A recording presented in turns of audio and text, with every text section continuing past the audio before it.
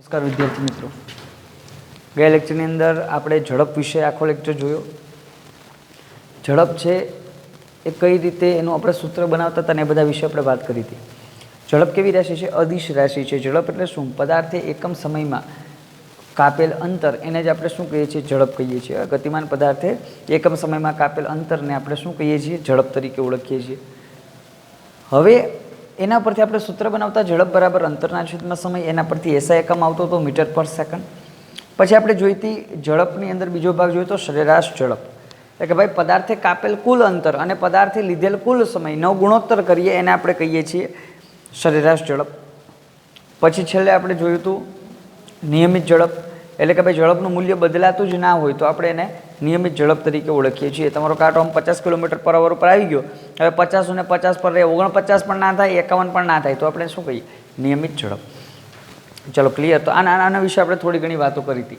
આજના લેક્ચરની અંદર આપણી રાશિ આવે છે વેગ. હવે કઈ રાશિ આવે છે? વેગ. હવે એક વસ્તુ યાદ રાખો, વેગ અને ઝડપ વચ્ચે ફેરફાર માત્ર કેટલો છે? દિશાનો. કેટલો ફેરફાર છે? માત્ર ને માત્ર દિશાનો, બીજો કોઈ જ ફેરફાર નથી. પદાર્થ જ્યારે સુરેખ પથ પર ગતિ કરતો હોય, કેવા પથ પર ગતિ કરે? સુરેખ પથ પર, સીધી લીટીમાં, સ્ટ્રેટ લાઇનમાં. પદાર્થ જ્યારે સુરેખ પથ પર સીધી લાઇનમાં એક જ દિશામાં ગતિ કરે અને એનું મૂલ્ય પણ કેવું હોય? કમ્પ્લીટ પોતે ગતિમાં છે અને એક સીધી રેખામાં જ જાય છે, ચોક્કસ દિશામાં, એ દિશા બદલશે જ નહીં, તો આપણે એને કહીએ છીએ ઝડપ. હવે જો એ જ રસ્તા પર જઈને એ પોતાની દિશા બદલે, જો દિશા બદલે તો આપણે એને શું કહેશું? વેગ. બસ એટલો જ ફેરફાર છે, બરાબર. દિશા ના બદલાય તો ઝડપ, દિશા બદલાય તો વેગ. તો હવે વેગની અંદર સૌથી પહેલાં આપણે એનું પ્રારંભિક માળખું જોઈ લઈએ, બરાબર. પછી આપણે ટૂંકનોંધની અંદર જઈએ, એક્ઝેક્ટ ટૂંકનોંધમાં. તો જુઓ અહીંયા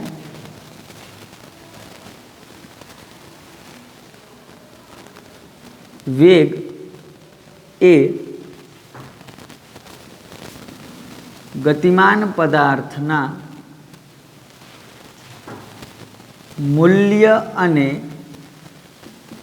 દિશા બંને પરિબળો સાંકળતી રાશિ છે. ચલો જુઓ, વેગ એ ગતિમાન પદાર્થના મૂલ્ય અને દિશા બંને પરિબળો સાંકળતી રાશિ છે. તો ઝડપ છે માત્ર કણો ઉપર આધાર રાખે? મૂલ્ય ઉપર, કે ભાઈ તમારી ઝડપ કેટલી? 10, 20, 30, 40, આ બધા મૂલ્ય કહેવાય. તો એ માત્ર તમને સ્પીડ આપે. વેગ તમને જો મૂલ્ય તો આપશે, સાથે સાથે શું આપશે? દિશા, ડાયરેક્શન આપશે, કે દિશા બદલાય છે કે નહીં. તો ભાઈ હવે આપણે જોયું હતું અંતર અને સ્થાનાંતર. ઝડપમાં આપણે શું વાપરીએ? અંતર, કારણ કે અંતર અદિશ છે. તો વેગમાં શું વાપરશું? સ્થાનાંતર. તો વેગની વ્યાખ્યા જ એના પરથી બને છે. શું છે વેગની વ્યાખ્યા? જુઓ, ગતિમાન પદાર્થે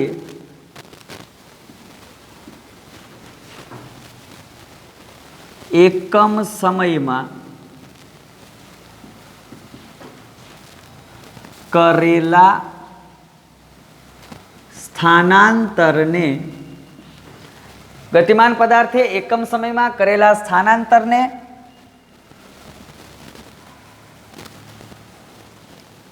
વેગ કહે છે.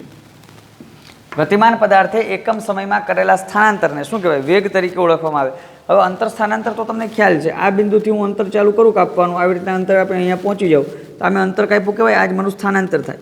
પણ હું આ જ રસ્તે પાછો આવું અને અહીંયા પાછો પહોંચી જાઉં, બરાબર, તો મારું અંતર તો કાપેલું છે પણ સ્થાનાંતર કેવું થઈ ગયું? 0. કોના જેવું છે? ધારો કે હું અહીંયા આપણે ઝાંઝડા બાયપાસથી નીકળું છું, બરાબર. ઝાંઝડા બાયપાસથી હું આગળ જઉં છું, રાજકોટ પહોંચી ગયો. ક્યાં પહોંચી ગયો? રાજકોટ. તો જુનાગઢથી રાજકોટ પહોંચી ગયો. હવે જુનાગઢથી રાજકોટ પહોંચ્યો, મેં અંતર કેટલું કાપ્યું? 100 કિલોમીટર. સ્થાનાંતર એટલે તો કે ભાઈ પ્રારંભ બિંદુ ને અંતિમ બિંદુ વચ્ચેનો અંતર, તો પ્રારંભ બિંદુ જુનાગઢ, અંતિમ બિંદુ રાજકોટ, તો સ્થાનાંતર પણ 100 કિલોમીટર. અહીંયા બંને સેમ રહી છે, સમાન રહે છે. પણ હવે હું જુનાગઢથી રાજકોટથી પાછો જુનાગઢ આવી જાઉં, પાછો અહીંયા જ્યાંથી મેં હું ગતિ શરૂઆત કરી હતી એ જ જગ્યાએ એને ઊભો રહી જાઉં, તો હવે મારું અંતર કાપેલું કેટલું? 200 કિલોમીટર. કારણ કે જવાનું આવવાનું દિશા સાથે અંતરને કોઈ સંબંધ નથી. પણ મારું સ્થાનાંતર કેટલું? મારું સ્થાનાંતર 0 થાય. કેટલું થાય? 0 કિલોમીટર. શા માટે? કારણ કે જે આપણું પ્રારંભ બિંદુ અને અંતિમ બિંદુ વચ્ચેનું જે લઘુત્તમ અંતર છે એને આપણે કહીએ છીએ સ્થાનાંતર. તો પાછો આવી જાઓ તો સ્થાનાંતર 0. સ્થાનાંતર 0 શા માટે થાય? કારણ કે સ્થાનાંતર દિશા ઉપર આધાર રાખે.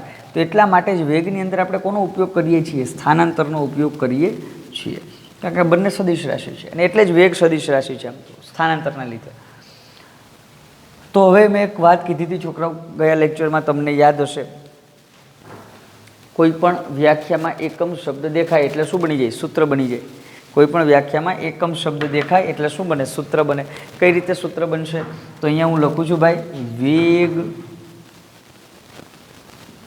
બરાબર, હવે જે રાશિની આગળ એકમ શબ્દ હોય એને ક્યાં લઈ લેવાની? છેદમાં.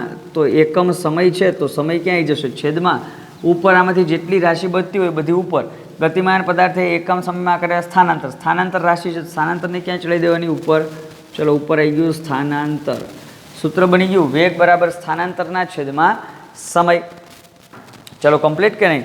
વેગ બરાબર સ્થાનાંતરના છેદમાં સમય. જેટલું સ્થાનાંતર કરે એને નીચે લખી નાખવાનો સમય. હવે સૂત્ર બને તો સૂત્ર ઉપરથી એસઆઈ એકમ પણ બને. તો વેગનું એસઆઈ એકમ, એસઆઈ એકમ એટલે કીધું હતું ને, એસઆઈ એટલે સિસ્ટમ ઇન્ટરનેશનલ. તો વેગનું એસઆઈ એકમ શું બનશે અહીંયા? તો ભાઈ વેગનું એસઆઈ એકમ બનાવીએ તો સૂત્ર શું છે? સ્થાનાંતરના છેદમાં સમય. હવે સ્થાનાંતરનું એસઆઈ એકમ શું છે? તો કે એનું એસઆઈ એકમ મીટર જ છે, સમયનું એસઆઈ એકમ સેકન્ડ છે. તો ચલો આને આમ પણ લખી શકાય, -1. બિલકુલ લખી શકાય, કોઈ જ વાંધો નથી. મીટર પર સેકન્ડ અથવા -1. આને બીજામાં પણ માપવામાં આવે. ઘણીવાર વેગને કિલોમીટર પર અવર, કિલોમીટર પ્રતિ કલાકમાં પણ માપવામાં આવે. આને પણ આમ લખી શકાય kmh-1. ઘણીવાર આને cm, સેન્ટીમીટર પર સેકન્ડમાં પણ માપવામાં આવે તો આને પણ આમ લખી શકાય cms-1. બરાબર. તો આ બધા એસઆઈ એકમ એક જ છે. હા, એસઆઈ એકમમાં એક જ છે, મીટર પર સેકન્ડ. પણ આ બીજા અન્ય એકમો છે. આ એક એસઆઈ એકમ છે. તો આપણે દર વખતે આમ જ માપશું. નીચે જઈએ, હજી નીચે જઈએ. જુઓ બીજું શું આવશે? તો કે વેગનો એસઆઈ એકમ આપણે મળી ગયો. હજી આપણે શું ભણવાનું છે વેગમાં? તો વેગ અદિશ છે કે સદિશ? તો કે ભાઈ વેગ સદિશ રાશિ છે. એક એના માટે મેં એક ટ્રીક કીધી હતી, તમને યાદ છે કે નહીં? જ્યારે આપણે સૂત્ર જોવાનું, સૂત્રની અંદર એક પણ રાશિ સદિશ હોય તો આ રાશિ કેવી થઈ જાય? સદિશ. અહીંયા જુઓ સમય અદિશ છે, એમાં કાંઈ વાંધો નથી. સ્થાનાંતર સદિશ તો વેગ પણ સદિશ. જેટલા પણ કિંમતો અહીંયા મૂકેલી હોય, એક પણ રાશિ સદિશ તો આખી રાશિ સદિશ. 2-4 એક્સેપ્શન છે, એમાં નથી આવતું દબાણમાં ને એમાં, અત્યારે હું કહીશ. તો વેગ કેવી રાશિ છે? સદિશ રાશિ છે. દિશા સાથે એને લેવા દેવા છે. બિલકુલ દિશા બદલાય તો હકીકતે શા માટે લેવા દેવા હોય? જો દિશા બદલાય ને તો સ્થાનાંતર બદલાય, સ્થાનાંતર બદલાય તો વેગ બદલાઈ જાય, એટલે સદિશ રાશિ જ આવે. ચલો વેગ સદિશ રાશિ છે. તો ભાઈ હવે વેગની દિશા કઈ હોય? તો કે પદાર્થના સ્થાનાંતરની દિશા એ જ વેગની દિશા હોય છે. પદાર્થનું સ્થાનાંતર જે બાજુ થતું હોય ને, હું આવી રીતના આ બાજુ જતો હોય, આ બાજુ અહીંથી આમ ફરી જાઉં ને આ બાજુ આવવા માંડું, તો પહેલાં તો ગતિ આ બાજુ હતી, હવે આ બાજુ થઈ ગઈ. તો મારા સ્થાનાંતરની ગતિ શું થઈ ગઈ? બદલી ગઈ કે નહીં? તો મારી જે ગતિ સ્થાનાંતરની હોય એ જ ગતિ કોની હોય? વેગની હોય. બંને કેવી હોય? સમાન હોય. કોઈ દિવસ આપણે આગળની બાજુ જતા હોઈએ અને વેગ પાછળની બાજુ એવું ના હોય, એ બાજુ જ હોય. ચલો કમ્પ્લીટ. તો આ હતી આપણી વેગની વ્યાખ્યા. વેગ એ ગતિમાન પદાર્થના મૂલ્ય અને દિશા બંને પરિબળો સાંકળતી રાશિ છે. ગતિમાન પદાર્થે એકમ સમયમાં કરેલ સ્થાનાંતરને વેગ કહેવાય. વેગ બરાબર સ્થાનાંતરના છેદમાં સમય. એસઆઈ એકમ છે મીટર પર સેકન્ડ. સદિશ રાશિ છે અને પદાર્થના સ્થાનાંતરની દિશા એ જ વેગની દિશા હોય છે. ચલો ખબર પડી ગઈ. તો ભાઈ આપણે વેગનું કામ શા માટે, વેગ આપણે કેમ લઈએ છીએ? તો ભાઈ જો સાંભળો, કોઈ પણ પદાર્થ ગતિ કરતો હોય ત્યારે જ્યારે પોતાની દિશા બદલે, બરાબર, પોતાની દિશા બદલે અથવા પોતાના મૂલ્યમાં ફેરફાર કરે તો એ બંને આપણને એક સાથે મળી જાય તો આપણે બીજી ઘણી બધી રાશિઓ સરળતાથી સમજી શકીએ. કારણ કે હજી તો જો આપણે રાશિ ભણવાની શરૂઆત કરી છે, હજી ઘણી બધી રાશિઓ ભણવાની છે. અને 11-12માં જશો તો 250, 300, 350 રાશિઓ ભણવાની આવશે. તો એ બધી જ રાશિઓની અંદર આપણે ઝડપને ના વાપરી શકીએ, કારણ કે ઝડપને દિશા નથી, બરાબર. તો એ દિશા મેળવવા માટે આપણે કોનો ઉપયોગ કરીએ છીએ? વેગનો ઉપયોગ કરીએ છીએ. ચલો કમ્પ્લીટ. ચલો આ ટૂંક નોંધ લખી નાખો. પછી હજી એક આવે છે સરેરાશ વેગ.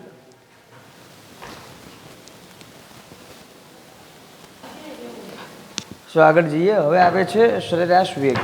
કયો વેગ આવે છે? સરેરાશ વેગ. તો વેગ જોયું, હવે જોવાનો છે સરેરાશ વેગ.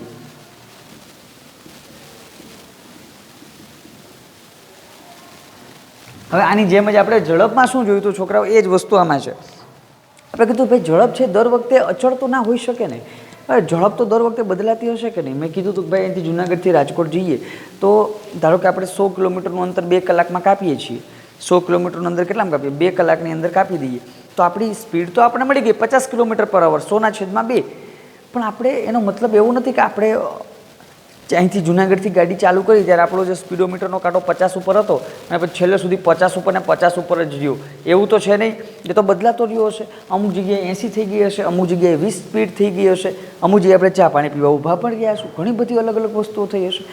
પણ આ જે આપણે સ્પીડ મેળવી એ કેવી સરેરાશ સ્પીડ, મતલબ કે જેટલા પણ મૂલ્ય હતા ઝડપના એ બધાને આપણે શું કરી નાખી સરેરાશ, એટલે આપણને એવરેજ સ્પીડ મળી ગઈ. બરાબર, એવરેજ ઝડપ મળી ગઈ. તો એવી રીતે હવે આવે છે સરેરાશ વેગ. તો વેગ પણ સતત બદલાતો હશે, વેગ પણ કોઈ દિવસ એક સમાન રહેશે નહીં. તો એના માટે સૌથી પહેલાં જોઈએ સરેરાશ વેગની વ્યાખ્યા. હવે શું છે સરેરાશ વેગની વ્યાખ્યા જુઓ.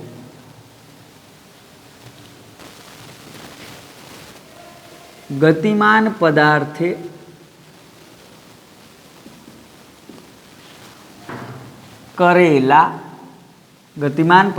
કરેલા કુલ સ્થાનાંતર, કુલ આવી જશે બસ આમાં, એમાં આવતું તો કુલ અંતર, કાપેલ કુલ અંતર, આમાં આવશે કરેલ કુલ સ્થાનાંતર. ગતિમાન પદાર્થે કરેલા કુલ સ્થાનાંતર અને તે માટે લીધેલ, એટલે કે સ્થાનાંતર માટે લીધેલ કુલ સમયગાળાના ગુણોત્તરને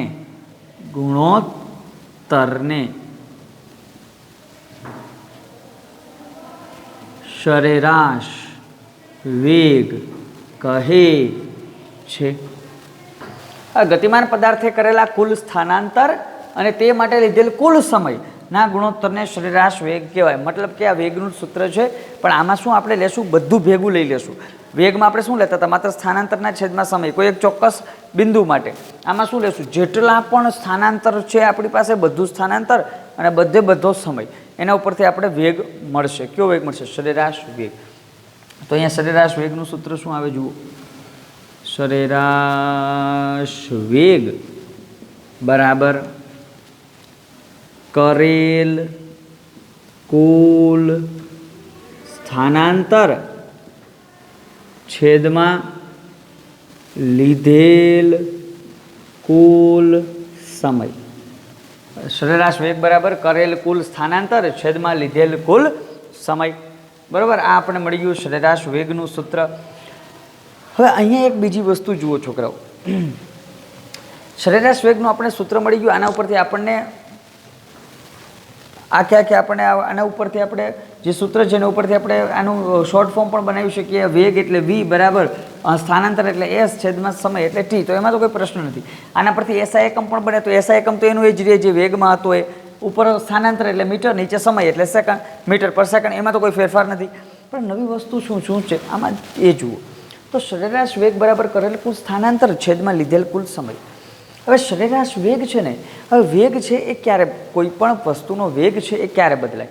તો જુઓ, કોઈ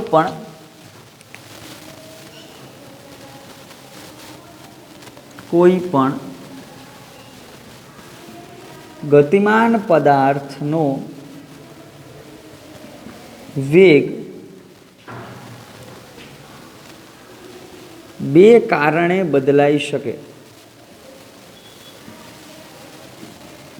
કોઈ પણ ગતિમાન પદાર્થનો વેગ બે કારણે બદલાઈ શકે. હકીકતે આપણે એમાં 3 આપેલા છે અમુક જગ્યાએ, કહું છું એ શા માટે 3 છે. કોઈ પણ ગતિમાન પદાર્થનો વેગ બે કારણે બદલાઈ શકે.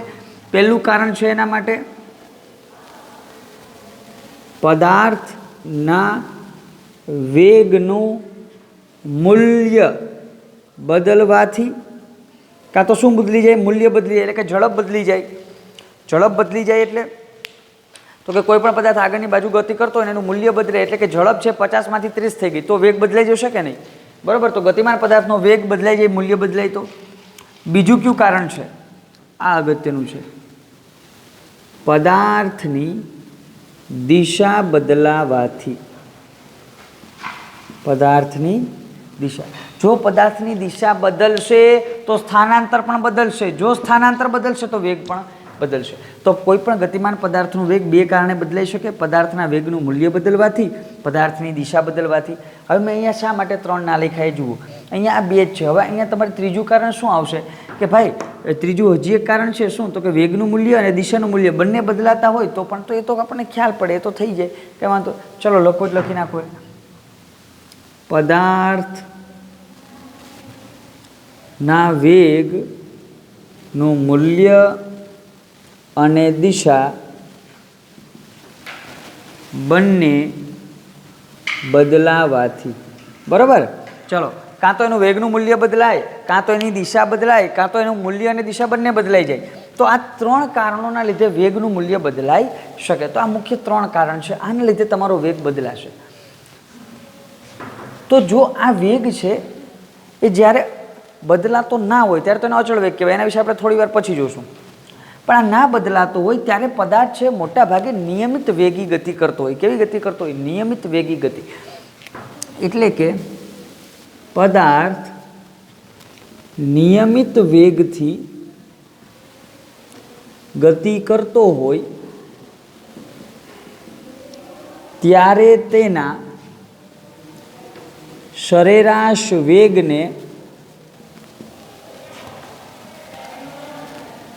અંકગણિતીય સ્વરૂપે રજૂ કરી શકાય છે. ત્યારે એના વેગને અંકગણિતીય સ્વરૂપે રજૂ કરી શકાય. અંકગણિતીય એટલે કે આપણે મેથેમેટિકલ રીતે. તો જુઓ, પહેલેથી જુઓ. જો કોઈ પણ ગતિમાન પદાર્થે કરેલ કુલ સ્થાનાંતર અને તે માટે લીધેલ કુલ સમય એટલે સરેરાશ વેગ. સૂત્ર બની ગયું સરેરાશ વેગ બરાબર કુલ સ્થાનાંતર છેદમાં કુલ સમય. હવે કોઈ પણ ગતિમાન પદાર્થનો વેગ બે કારણે બદલાઈ શકે. કાં તો વેગનું મૂલ્ય બદલાય, કાં તો પદાર્થની દિશા બદલાય, અથવા મૂલ્ય અને દિશા બંને બદલાઈ જાય. તો જો આવું કંઈક થાય, જો વેગનું મૂલ્ય બદલાય, દિશા બદલાય, તો આપણને કોઈ પ્રશ્ન નથી. તો વેગ શું થઈ ગયો? બદલાઈ ગયો. પણ ધારો કે આવી રીતે કોઈ વેગ ના બદલાતો હોય અને પદાર્થ જ્યારે આ 3 શરતોનું પાલન થતું હોય ત્યારે પદાર્થ કેવી ગતિ કરતો હોય? નિયમિત વેગથી ગતિ કરતો હોય. પણ ચોક્કસ વેગ છે, પણ કેવો છે? ચોક્કસ છે. તો નિયમિત વેગથી ગતિ કરતો હોય ત્યારે તેના સરેરાશ વેગને અંકગણિતીય સ્વરૂપે રજૂ કરી શકાય. અને કઈ રીતે કરવામાં આવે? તો સરેરાશ વેગ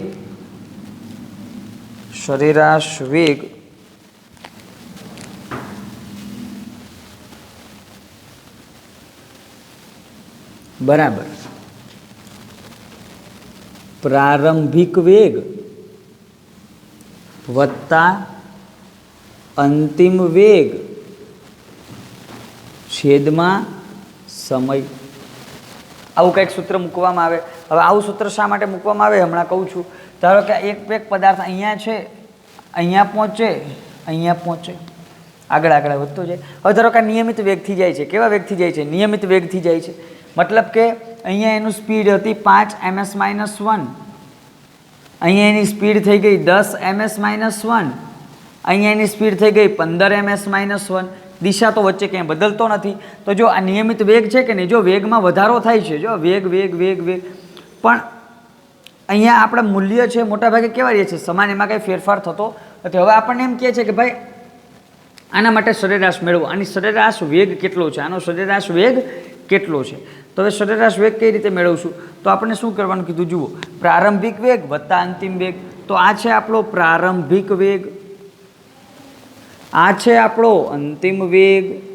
તો પ્રારંભિક વેગ અને અંતિમ વેગનો સરવાળો અને છેદમાં સમય. હવે ધારો કે આ અંતર કાપવા માટે એને 5 સેકન્ડ લાગે છે, 2 સેકન્ડ લાગે છે. કેટલી લાગે છે? 2 સેકન્ડ. ચલો બરાબર, 2 સેકન્ડ લાગે તો શું કરશું? જુઓ, અહીંયા આપણું સૂત્ર છે પ્રારંભિક વેગ કેટલો હતો કે 5 વત્તા અંતિમ વેગ કેટલો હતો કે 15 આવી ગયા, છેદમાં સમય કેટલો હતો કે 2. 15 ને 5 20, છેદમાં 2. જવાબ આવી ગયો 10 ms-1. એ તો આપણે ખબર પડી જાય ને, આ જ હોય અચળ. બરાબર, આ 5 અને 15 તો મતલબ એવરેજ કેટલી આવી જાય? 10ની. તો બસ આ રીતે સરેરાશ વેગ બરાબર પ્રારંભિક વેગ વત્તા અંતિમ વેગ છેદમાં સમય. અને ટૂંકમાં પણ લખી શકાય. પ્રારંભિક વેગ માટે આપણે એક સૂત્ર લખીએ છીએ u. પ્રારંભિક વેગ માટે શું લખીએ છીએ? u. વત્તા અંતિમ વેગ માટે આપણે લખીએ છીએ v, છેદમાં સમય છે એટલે t. બરાબર, u + v/t. આ પણ સરેરાશ વેગનું જ સૂત્ર છે. ચલો, ખ્યાલ આવ્યો કે નહીં? આના ઉપર આપણે દાખલા આવશે ત્યારે આપણે આના વિશે વધારે જોશું. અત્યારે તો આ સરેરાશ વેગ સુધી કમ્પ્લીટ કરવાનું છે અને વેગની પદાર્થનો વેગ બદલાવા માટેના જરૂરી કારણો 3 અને આ આપણું સરેરાશ વેગનું સૂત્ર. ચલો ક્લિયર? ચલો નોટ કરી નાખો.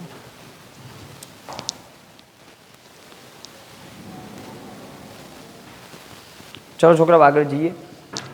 હવે આપણો વેગમાં ટોપિક આવે છે નિયમિત વેગ. ચલો નિયમિત વેગ કોને કહેવાય પહેલાં તો જોઈ લઈએ. તો પહેલાં વ્યાખ્યા જુઓ પછી આગળ જઈએ.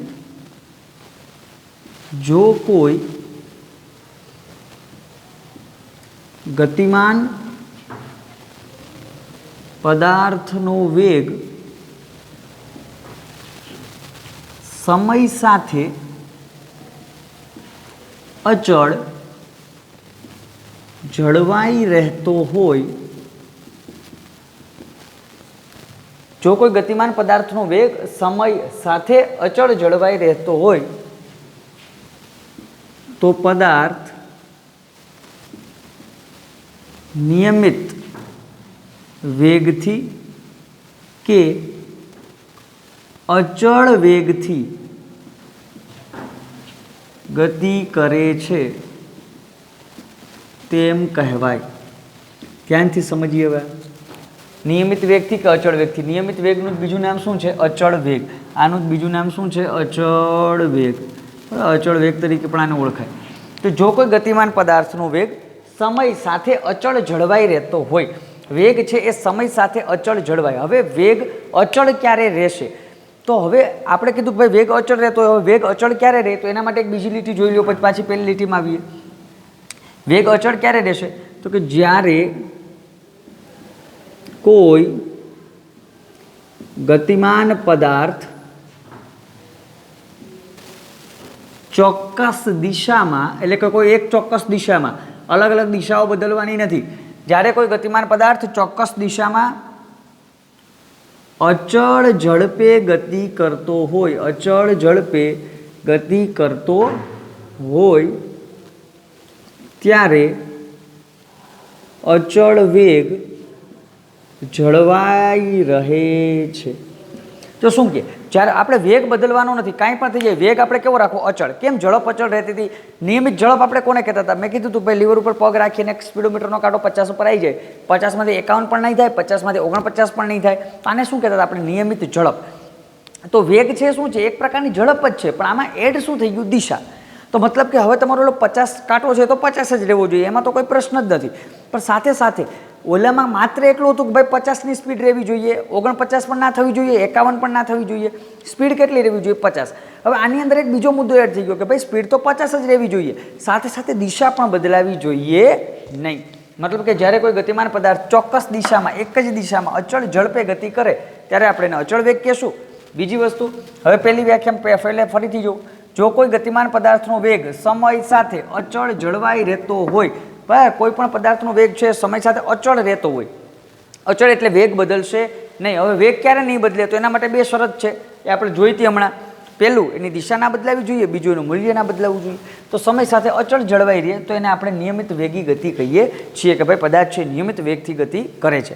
ઝડપનું મૂલ્ય ના બદલાવવું જોઈએ, દિશા બદલાવી જોઈએ નહીં. એ પણ નીચે જોઈ જ લઈએ સાથે સાથે.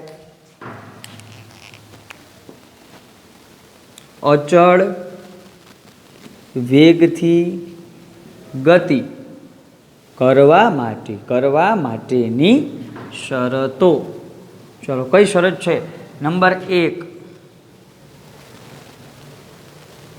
મૂલ્ય, ઝડપથી જાગીએ, ઝડપનું મૂલ્ય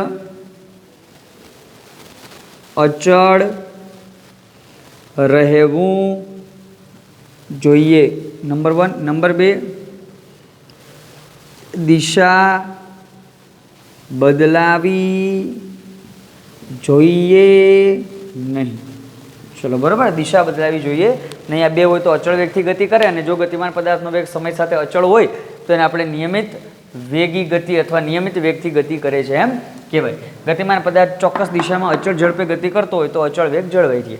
આ બે એની શરતો. આ તો આપણો નિયમિત વેગ. ચલો કમ્પ્લીટ. હવે નિયમિત વેગ આપણે આજે પૂરો થતો નથી. હવે દાખલાની પ્રવૃત્તિઓ છે 1-2 આવતા નેક્સ્ટ લેક્ચરમાં જોશું. બરાબર, આજના લેક્ચરમાં આખું વેગ. અત્યારે આપણે એક એક ટોપિકના જ કમ્પ્લીટ એક એક લેક્ચર બનાવતા જઈએ છીએ. આની પહેલાંનો ઝડપ માટે, આ વેગ માટે, આના પછીનો આવશે પ્રવેગ માટે. બરાબર, એટલે આમ સાથે રહીએ બધું કમ્પ્લીટ. ચાલો.